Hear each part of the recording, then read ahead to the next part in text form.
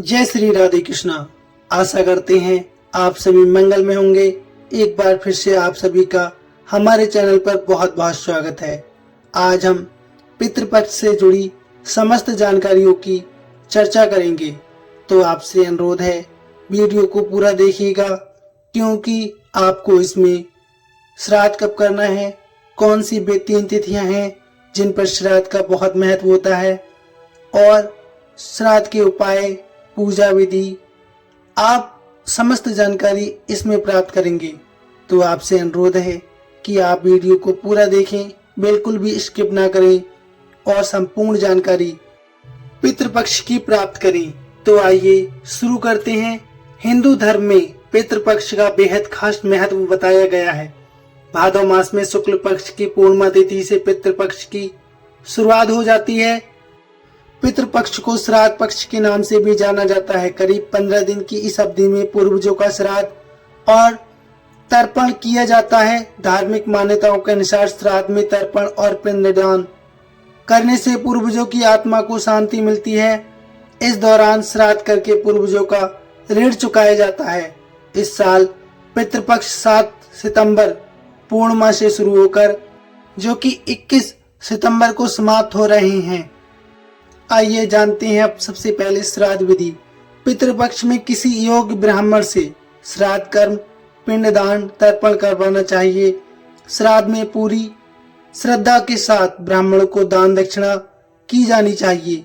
गरीब असहाय लोगों का मदद आप कर सकते हैं, जिससे ईश्वर का आशीर्वाद मिलता है। पशु पक्षियों को भी भोजन का दान करना चाहिए।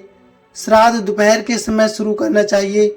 योग ब्राह्मण की सहायता से मंत्रों उच्चारण करें और पूजा अर्चना के बाद जल से तर्पण करें।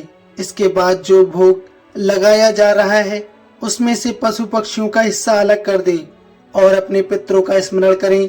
संभव हो तो गंगा नदी के किनारे योग ब्राह्मण से श्राद्ध कर्म करवाना चाहिए। यदि संभव ना हो तो घर पर भी आप श्राद्ध कर्म कर सकते हैं।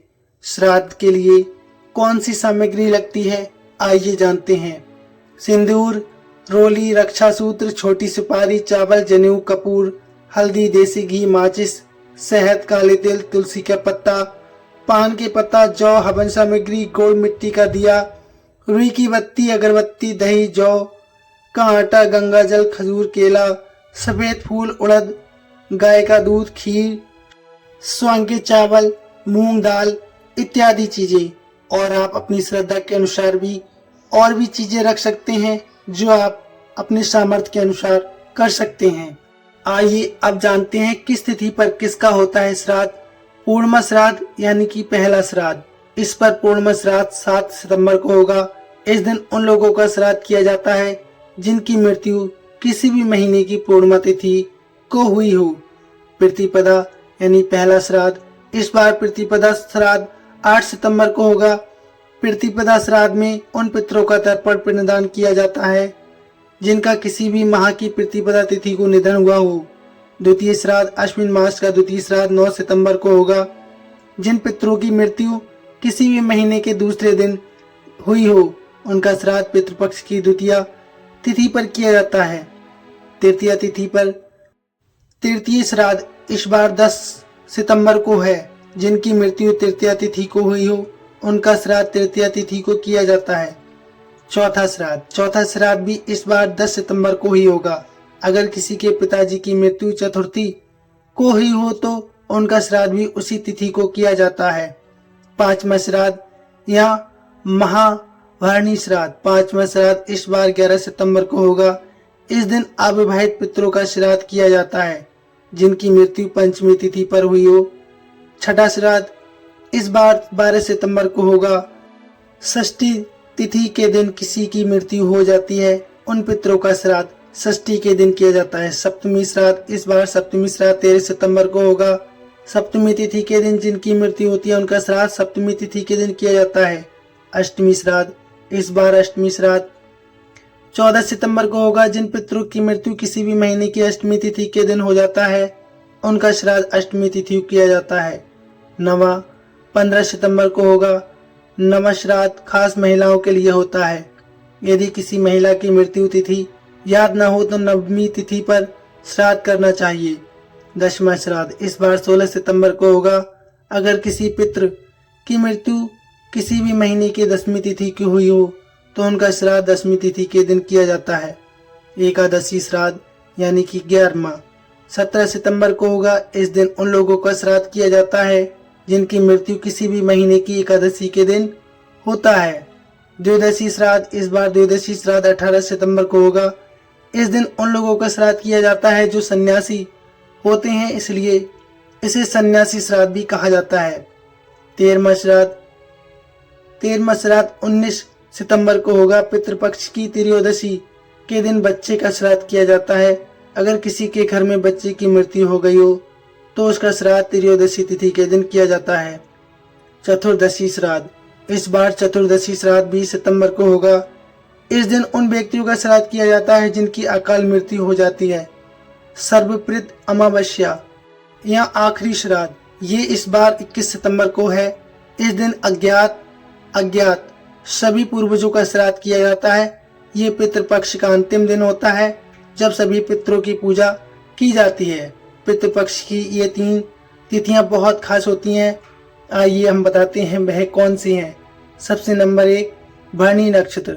हिंदू पंचांग के मुताबिक भरणी यानी कि पंचमी श्राद्ध 11 सितंबर गुरुवार के दिन किया जाएगा।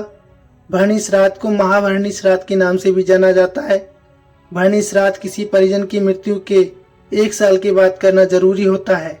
अविवाहित लोगों का श्राद्ध पंचमी तिथि पर किया जाता है और यदि उस दिन भरणी नक्षत्र हो तो श्राद्ध का महत्व और भी बढ़ जाता है। इसके अलावा जो लोग तीर्थ यात्रा नहीं कर पाते हैं उनके लिए गया, पुष्कर आदि में भरणी श्राद्ध करना आवश्यक होता है। दूसरा नवमी श्राद्ध। नवमी श्राद्ध को मातृ श्राद्ध और मातृ नवमी के नाम से भी जाना जाता है। नवमी तिथि पर माता पितरों का श्राद्ध करने का विशेष महत्व है, जिसमें माँ दादी नानी आदि के लिए तर्पण पिंडदान और श्राद्ध किया जाता है। तीसरा सर्वप्रत अमावस्या श्राद्ध। पितृपक्ष की सबसे खास और आखिरी तिथि है सर्वप्रत अमावस्या श्राद्ध।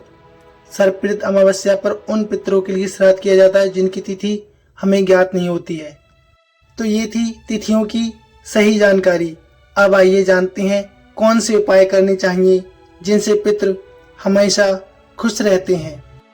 शास्त्रों के अनुसार पितृ तर्पण में कुछ गलतियों से हमेशा बचना चाहिए, क्योंकि इन गलतियों से पितृ नाराज हो सकते हैं, जिससे परिवार में परेशानियां, आर्थिक बाधाएं और मानसिक कष्टों का सामना करना पड़ सकता है।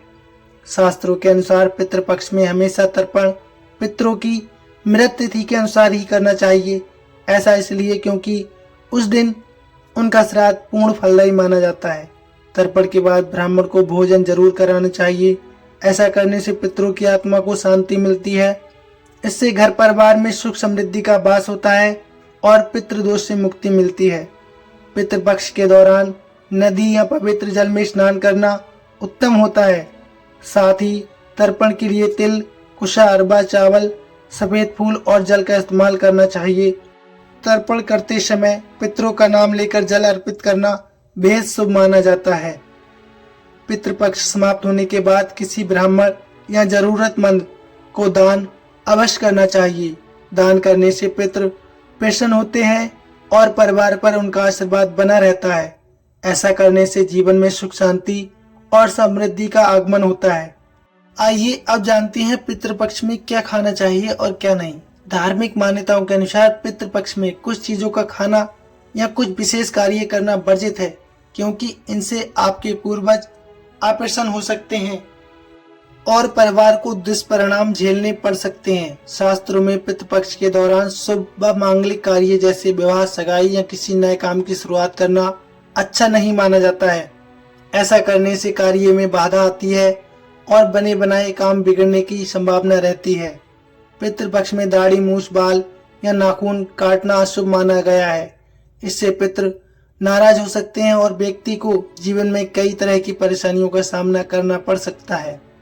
पितृपक्ष के दौरान किसी पशु, पक्षी या छोटे जीव जंतु को मारना, कष्ट देना महापाप के समान माना गया है। मान्यता है कि श्राद्ध में पितरों किसी जीव के रूप में भी आपके घर आ सकते हैं, इसलिए उन्हें नुकसान पहुंचाना पितरों का अपमान करना माना गया है। इस दौरान बैगन, खीरा, मूली, अरबी, गाजर, सरसों का साग और जमीन में उगने वाली सब्जियों के सेवन से बचना चाहिए। इनमें तमोगुण अधिक होने की वजह से इन्हें नहीं खाया जाता है। इन्हें खाने से पितरों की कृपा नहीं मिलती है। पितृपक्ष में चना, सत्तू, मसूर, उड़द की दाल का सेवन भी नहीं करना चाहिए।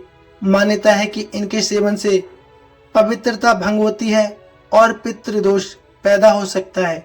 इसके अलावा अंडा, मांस, मछली आदि से भी परहेज करना चाहिए।